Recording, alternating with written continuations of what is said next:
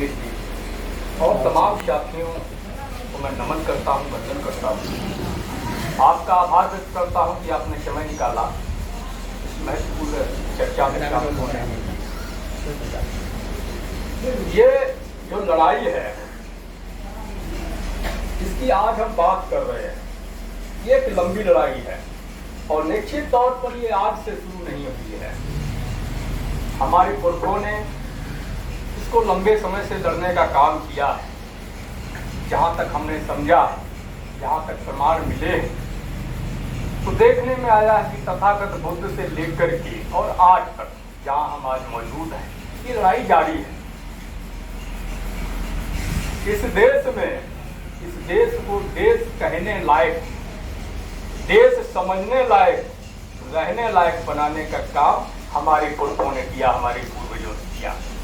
इस उर्वर बंजर कंकड़ पत्थर वाली जमीन को उपजाऊ बनाने का काम हमारे पुरखों ने किया। इस देश को सजाने का, संवारने का काम हमारे पुरखों ने किया। कोई भी देश सीमाओं से देश नहीं होता। देश वहां के रहने वाले नागरिकों से बनता है। आपका ये गांव जब तक गांव है, जब तक इस गांव में रहने वाले लोग यहाँ रह रहे हैं, जिस दिन इस गांव के लोग, सारे लोग इस गांव को छोड़ करके कहीं चले जाएंगे तो ये गांव गांव नहीं रहेगा।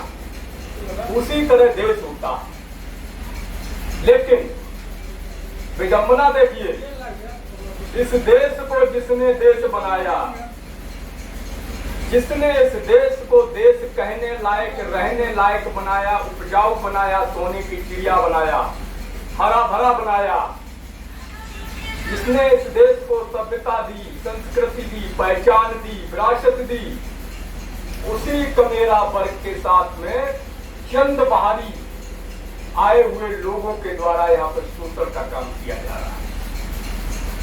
बाबू जगदेव प्रसाद कुशवाहा ने कहा था कि पहली पीढ़ी मारी जाएगी, दूसरी पीढ़ी जेल जाएगी और तीसरी पीढ़ी राज करेगी।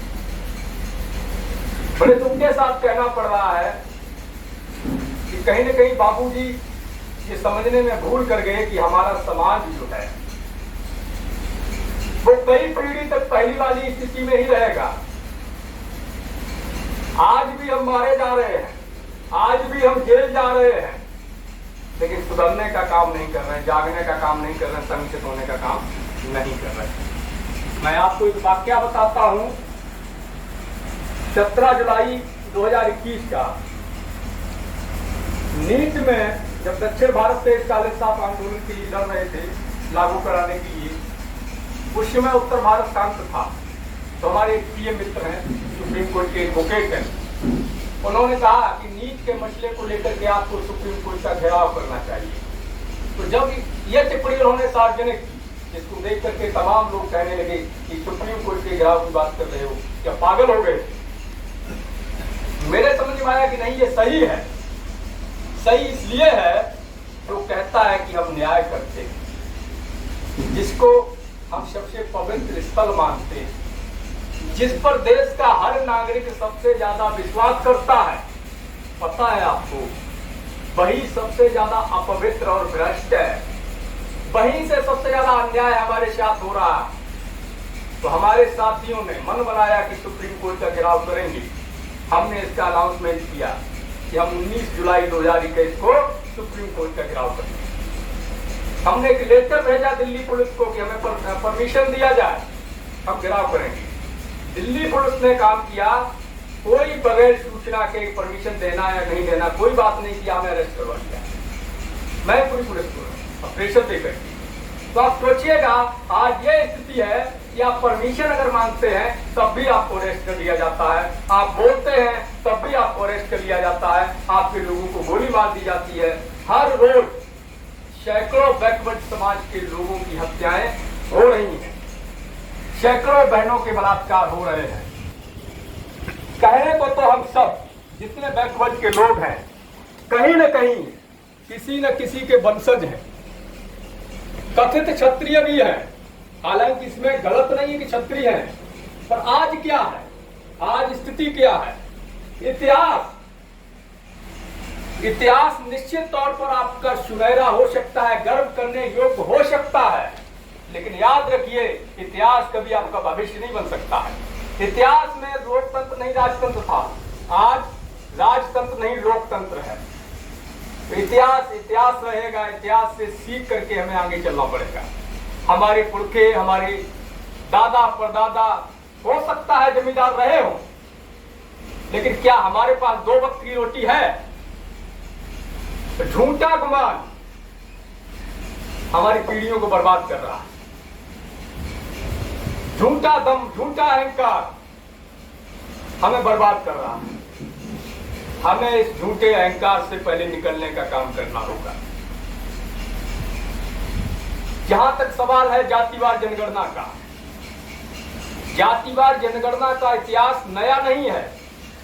ये ब्रिटिश गवर्नमेंट के द्वारा भी करवाई जाती रही है, और आज जिन आंकड़ों के आधार पर आपको कुछ दिया जा रहा है वो ब्रिटिश गवर्नमेंट के द्वारा 1931 में जनगणना हुआ था, उसी के आधार पर आपको योजनाओं में लाभ मिलता आया। सोचिए आज से 4 पीढ़ी पहले हमारे दादा का दादा एक व्यक्ति रहा होगा, हो सकता है कि 1 या 2 बेटा रहा हो। उसके बाद से अगर आप जोड़ना शुरू करिए कि दादा के बाद से कितना मेंबर हुआ है हमारे परिवार में, हमारी जमीन का कितना बंटवारा हुआ है, कितना घर बना है अलग अलग, लगभग सैकड़ों। हर एक परिवार में सबसे कम रहा होगा तो 100 की संख्या पार कर गया होगा। तो उस समय हमारी आबादी जब 52% थी, तो आप सोचिए कि आज 90 साल हो गया है। 90 साल बाद हमारी आबादी कितनी रहनी चाहिए? हम आजाद तो हुए हैं, इसमें कोई दो राय नहीं है, लेकिन किससे आजाद हुए हैं यह समझने का विषय है। हम अभी तक सिर्फ अंग्रेजों से आजाद हुए, पूंजीपतियों से, सामंतवादियों से, ब्राह्मणवादियों से हम अभी तक आजाद नहीं हुए। जब तक हम पूंजीपतियों से आजाद नहीं होंगे, सामंतवादियों से आजाद नहीं होंगे, मनवादियों से आजाद नहीं होंगे, तब तक ये आजादी जो है झूठी है, अधूरी है। ये जो लड़ाई है ये पिछड़ों के, दलितों के, आदिवासियों के, पसमानदाओं के आजादी की लड़ाई है, मान सम्मान स्वाभिमान की लड़ाई है। निजीकरण किया जा रहा है, नौकरियां लगातार खत्म हो रही हैं, आरक्षण को खत्म की स्थिति में पहुंचा दिया गया है, उसको आप खत्म ही समझ सकते हैं, लेकिन फिर भी हम लोग शांत बैठे हुए, हमें इसकी परवाह नहीं है। आरक्षण खत्म होता है तो हो जाए, नौकरियां खत्म होती हैं तो हो जाए। जब नौकरियां ही नहीं रहेंगी, जब आरक्षण ही नहीं रहेगा, तो सोचिए कि 90 से पहले जो स्थिति थी, कितने लोग आपके समाज के गवर्नमेंट जॉब में थे, कितने लोग नौकरियां करते थे, उससे भी भयानक स्थिति हो जाएगी। आज लड़ाई ये हमारी नहीं है। चंद्रशेखर सर ने कहा कि वो अपने लिए नहीं लड़ रहे हैं, उनको आरक्षण नहीं मिल सकता। मैं थोड़ा इस पर क्लियर कर दूं तो उनको आरक्षण क्यों नहीं मिल सकता। क्रीमी लेयर एक होता है, जब 92 में आपका मंडल कमीशन का सिफारिश लागू किया गया 27% नौकरियों में आरक्षण को लेकर के, तो इन ब्राह्मणवादियों ने, मनवादियों ने तत्काल एक षड्यंत्र किया, इसका नाम होता है क्रीमी लेयर। क्रीमी लेयर क्या है कि 8 लाख तक की सालाना इनकम जिस व्यक्ति की है बैकवर्ड की, उसको आरक्षण नहीं दिया जाएगा। 8 लाख से कम है उसी को आरक्षण मिलेगा। तो चंद्रशेखर जी आरक्षण से बाहर हो गए, और चंद्रशेखर जी ही नहीं, वो तमाम लोग जो आज प्राइवेट जॉब भी कर रहे हैं, थोड़ी बहुत खेती है, वो भी आरक्षण से बाहर जा रहे हैं। कैसे जा रहे हैं कि पहले क्या होता था कि ग्रास इनकम और सैलरी इनकम को ऐड क्रीमी लेयर में नहीं किया गया था। हाँ बिल्कुल। तो 8 लाख की जो है ईडब्ल्यूएस के लिए है और 6 लाख की ओबीसी के लिए है। अच्छा, अब इसमें क्या, पहले क्या होता था कि सैलरी जो होती थी, वेतन होता था, और जो खेती से जो आय आती थी, हम लोग खेती करते थे, उससे कितना हम कमा रहे हैं, उसको इसमें नहीं जोड़ा गया था। तब भी थोड़ा ठीक था। अब आप खेती से जो कमा रहे हैं और सैलरी जो आपको मिल रही है वो भी इसमें शामिल किया गया है। उस सबको मिलाकर के 6 लाख अगर आप साल में कमा रहे हैं तो आप आरक्षण से बाहर हैं। इसका सबसे बुरा प्रभाव किस पे पड़ेगा? जिसके पास 5 बीघा 10 बीघा जमीन है, जो चपरासी है, जो 4th क्लास का कर्मचारी है, जो 10-15 हजार की नौकरी कर रहा है, 20 हजार की नौकरी प्राइवेट कर रहा है, उसको आरक्षण से बाहर कर दिया जाएगा। यानी कि मुश्किल से 5% लोगों को आरक्षण मिलेगा। अब देखिए, जिन लोगों को आरक्षण मिलेगा क्या वो लाभ ले पाएंगे, ये भी समझने का विषय है। मैंने इसी साल 1 महीने पहले अपनी बच्ची का एडमिशन कराया, 20,000 रुपया लगा। बहुत ज्यादा अच्छे स्कूल में नहीं कराया है, निजी स्कूल में कराया, तो 20,000 रुपया लगा है। तो उसके बाद कॉपी किताब और ड्रेस को लेकर के 10,000 रुपया खर्चा हो गया। वो आपको स्कूल से ही लेना है। सोचिए, अगर आपके 4 बच्चे हैं तो एडमिशन के लिए आपको 1 लाख रुपया चाहिए होगा, और कम से कम एक बच्चे का 1 साल पे, ये मैं उसका बता रहा हूं जो केजी में प्ले में आप एडमिशन कराने नया जाते हैं। नया बच्चा 3 साल 4 साल का पहली बार इसको स्कूल भेजते हैं। एक बच्चे की फीस, साल का खर्च केवल स्कूल का 1.5 से 2 लाख रुपया पड़ता है। क्या कोई वो व्यक्ति जिसको आरक्षण देने की बात कर रहे हैं 6 लाख से नीचे वाला अपने बच्चे को पढ़ा पाएगा? जब बच्चा आपका पढ़ेगा नहीं तो आरक्षण कैसे लेगा? आरक्षण अनपढ़ को तो नहीं मिलता है, उसके लिए पढ़ाई करना पड़ेगा। तो इन्होंने निजीकरण के जरिए सबसे पहला हमला किस पे किया था? एजुकेशन पर। आप लोगों को याद होगा कि जब मंडल लागू हुआ उसी के साथ में निजीकरण चला और पहला हमला हुआ एजुकेशन पर। शिक्षा को सबसे पहले निजी किया गया। शिक्षा को इस हद तक ये महंगा कर रहे हैं कि आप अपने बच्चों को नहीं पढ़ा पाएंगे। जब आप अपने बच्चों को पढ़ा नहीं पाएंगे तो आरक्षण ये 50% भी कर दें, उससे कोई लाभ होने वाला नहीं है। ये लड़ाई जो है केवल जातियों की गिनती की नहीं है, ये लड़ाई जो है निजीकरण को रोकने की लड़ाई है, जाति जनगणना की लड़ाई है, मंडल कमीशन की 40 सिफारिशों को लागू कराने की लड़ाई है, ये एजुकेशन के नाम पर हो रही लूट की लड़ाई है। ये जो लड़ाई है लेटरल एंट्री के खिलाफ है। लेटरल एंट्री जानते हैं क्या है? पहले जो है यूपीएससी का एग्जाम होता था, आईएएस वगैरह बनाया जाता था, सचिव वगैरह बनाया जाता था, तो एग्जाम होता था। आजकल एग्जाम नहीं हो रहा। आजकल किसी को अगर सचिव बनाया जाना है, किसी मंत्री का, किसी विभाग का, उसमें क्या होता है? आपको 10 साल का अनुभव केवल चाहिए होगा। अनुभव किस क्षेत्र का और मायने नहीं रखता। आप मोटी रकम दीजिए, आप चयनित हो जाएंगे चोर दरवाजे से। पहले क्या होता था? एग्जाम होता था, एग्जाम होने के बाद में वो छोटे स्तर से काम करते हुए, गांव देहात हर लोगों से मिलते हुए, प्रमोट होते हुए, प्रमोशन पाते हुए, कम से कम 10 साल तक कई लेवल से गुजरते हुए, कई क्षेत्रों में रहते हुए जाता था। उसको अनुभव होता था जमीन का, उसको पता होता था कि जमीन पर रहने वाले लोगों की समस्या क्या है, उनको कैसे हैंडल करना है, हमें क्या जरूरत है, आपको क्या जरूरत है, क्योंकि वो हमारे बीच काम करके गया होता है। आज क्या होगा? बीकानेर भुजिया वाले का बेटा 10 साल से बीकानेर भुजिया कंपनी चला रहा है, उसको अनुभव है भुजिया की कंपनी चलाने का, उसको जाकर के सचिव बना दिया जा रहा है कि भाई आप योजना बनाइए, उस खेत में पानी कैसे लगाना है, किसको खाद देना है, किसको अनाज देना है, किसको बीज देना है, किसको क्या नाम वो लोन देना, किसको क्या बीमारी है। जो भुजिया बना रहा है वो आपके खेत की फसल के बारे में बता पाएगा क्या? योजना बना पाएगा क्या? नहीं बना पाएगा ना। तो इसको रोकना पड़ेगा। इंटरव्यू के नाम पर जो सब ने बताया, क्या धांधली हो रहा है? अगर उदाहरण के तौर पे हम कहें, जब हमारा बच्चा इंटरव्यू देने जाता है तो पूछा जाता है मैं इंटरव्यू लेने वाला हूं, तो मान लीजिए कि आप इंटरव्यू देने आए, तो हमने आपसे पूछा कि बताइए मेरे मामा का नाम क्या है। पता है किसी को मेरे मामा का नाम? बताइए किसी को पता हो। और जब सबर का बच्चा आता है तो उससे पूछा जाएगा तुम्हारे मामा का नाम क्या है। आपको तो सबको अपने अपने मामा का नाम पता होगा, पर मेरे मामा का नाम नहीं पता। ठीक है, तो ऐसे षड्यंत्रों के जरिए हमारे बच्चों को कम मार्क्स दिए जाते हैं, इंटरव्यू में फेल करके बाहर निकाल दिया जाता है। तो ये लड़ाई है उस षड्यंत्र को रोकने की। हमारी डिमांड है कि या तो इंटरव्यू को खत्म करिए या रिकॉर्ड करके पब्लिक डोमेन में डालिए। हमें पता चलना चाहिए कि आपने क्या पूछा है और सामने वाले ने क्या जवाब दिया है। पारदर्शिता होनी चाहिए।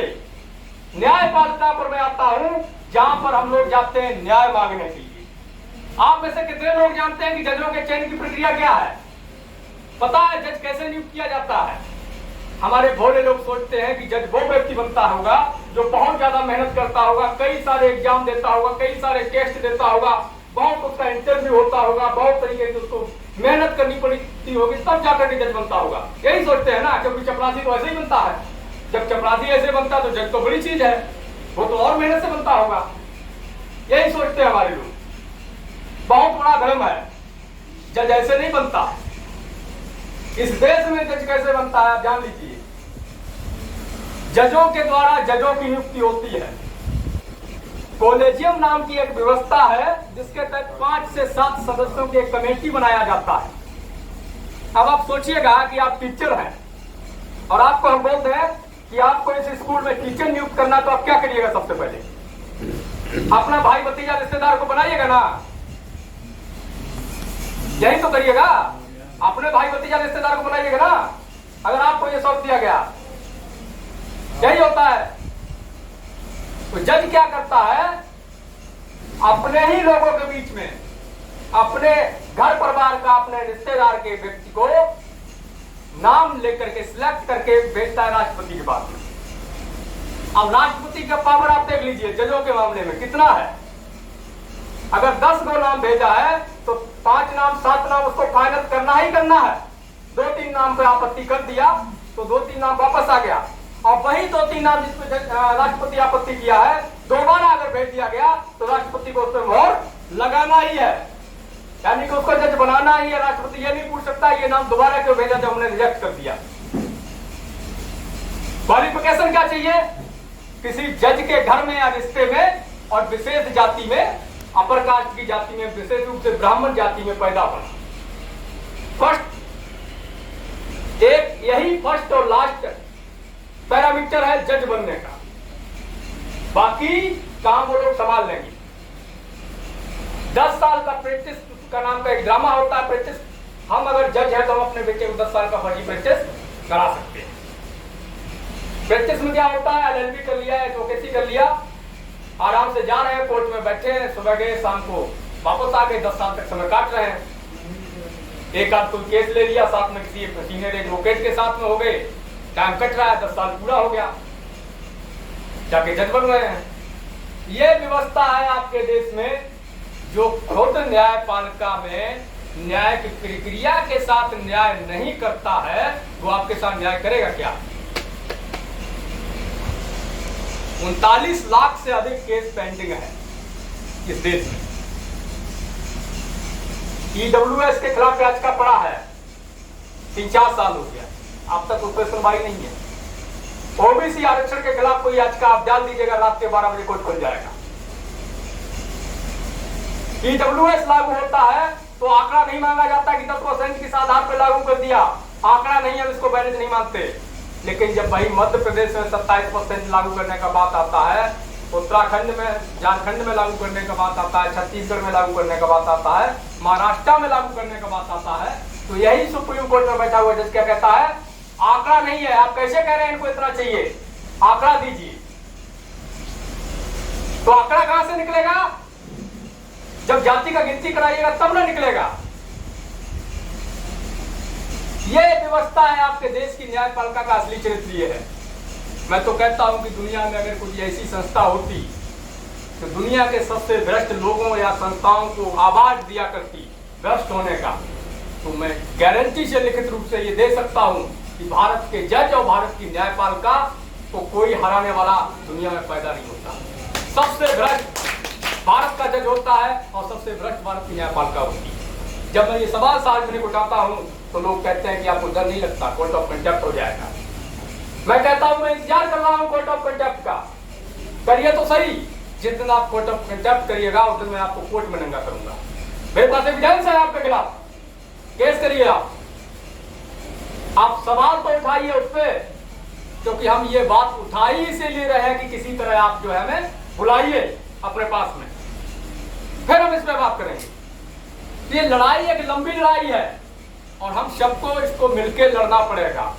निश्चित तौर पर यह अकेले की लड़ाई नहीं है और ऐसा भी नहीं कि हम लोग कोई पहली बार इसको लड़ने का काम कर रहे हैं, बिल्कुल नहीं है। देश में तमाम लोग इस लड़ाई को अलग अलग क्षेत्रों में अलग अलग माध्यमों से लड़ते आए हैं, लड़ रहे हैं और आगे भी लड़ते रहेंगे।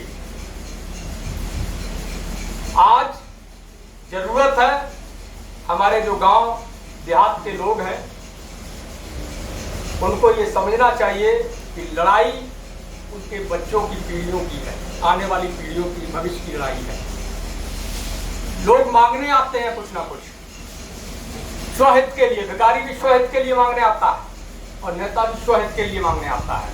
आज मैं भी मांगने आया हूं, पर आपके बच्चों के भविष्य के लिए। मैं भी आपसे मांगने आया हूं, आपके बच्चों के भविष्य के लिए। मैं क्या मांगने आया हूं? आपकी एकता। मैं क्या मांगने आया हूं? आपका समर्थन। मैं क्या मांगने आया हूं?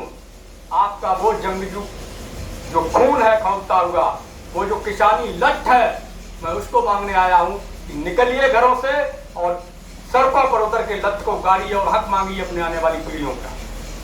हमारा तो आपका तो कट गया, हमें नौकरी चाहिए नहीं, चंद्रशेखर बाबू को आरक्षण मिल नहीं सकता, तो यहाँ जो लोग हैं वो लोग हैं जिनको आरक्षण का लाभ नहीं चाहिए या नहीं मिलेगा। आपकी उम्र हो गई, हमें नौकरी नहीं करनी, चंद्रशेखर बाबू मिल नहीं सकता, लेकिन हमारे आने वाली पीढ़ियों को चाहिए है, हमारे समाज को चाहिए है। तो लड़ाई किसे लड़नी होगी? हमें लड़नी होगी। जब हम नीट के मामले में जेल गए और उसके बाद बाहर आए और जाति जनगणना को लेकर के यात्रा का हमने अनाउंसमेंट किया जयपुर से दिल्ली, तो एक मित्र मिले, उन्होंने पूछा कि विद्रोही जी आपको क्या मिलता है, ये सब करके आप क्यों कर रहे हैं? क्योंकि लोग तो समर्थन कर नहीं रहे, पैसा भी फूकिएगा, शरीर भी बर्बाद कर ले रहे हैं, इतना भाग दौड़ कर रहे हैं, फायदा क्या है? ये सोया हुआ समाज कुछ सुनेगा नहीं। तो मैंने कहा बात तो आपकी सही है, समाज जागेगा या नहीं जागेगा एक अलग बात है। प्रयास हमारा करना फर्ज है, वो हम करेंगे। और हम इसलिए नहीं लड़ रहे कि हमें कुछ चाहिए, हम इसलिए लड़ रहे हैं ताकि हमारी आने वाली नस्लें कायर ना हो जाए, उनका खून ठंडा ना पड़ जाए, हम इसलिए लड़ रहे हैं। आज लगभग हमारा समाज जो है वो कायर की स्थिति में पहुंच गया है। आरक्षण छीना जा रहा है, हम शांत हैं। हमारे भाई बंधु मारे जा रहे हैं, हम शांत हैं। हमारी बहनों के बलात्कार किए जा रहे हैं, हम शांत हैं। हमारी जमीनें छीनी जा रही हैं, हम शांत हैं। हमारे नेताओं पर फर्जी केस लग रहे हैं, हम शांत हैं। हमारे मछिया जो है उनको बदनाम किया जा रहा है, हम शांत हैं। हमारे महापुरुषों के स्टेचू तोड़े जा रहे हैं, हम शांत हैं। निजीकरण हो रहा है, शांत है। रेलवे बिक रहा है, शांत है। रेल भी हुआ तो कुछ छात्र आगे आए, घर गांव वाले बड़े मुझे शांत रहे। अभी बैंक भी आ गया है, शिक्षा भी आ गया है। क्या था वो 10 साल के लिए, 10 साल के लिए शिक्षक का भर्ती होगा, 8 साल टीचर वाला 8 साल, यानी कि अब टीचर भी आ गया है। बैंक भी का भी नोटिफिकेशन आने ही वाला है। रेल भी तो हो ही गया है। हम शांत हैं, हम इतने शांत प्रिय समाज है कि कोई हमारा गला भी काट ले तब भी हम शांत ही रहें, इससे काम नहीं चलेगा। शांति जरूरी है, लेकिन जब शांति से काम न चले तो क्रांति का रास्ता अपनाना पड़ता है। शांति की एक सीमा होनी चाहिए। इतना शांत मत रहिए कि आपका कोई गला काट के चला जाए और आप कहने ठीक है। बापू जी का सिद्धांत था कि कोई एक गाल में तमाचा मारे तो दूसरा आगे कर दे।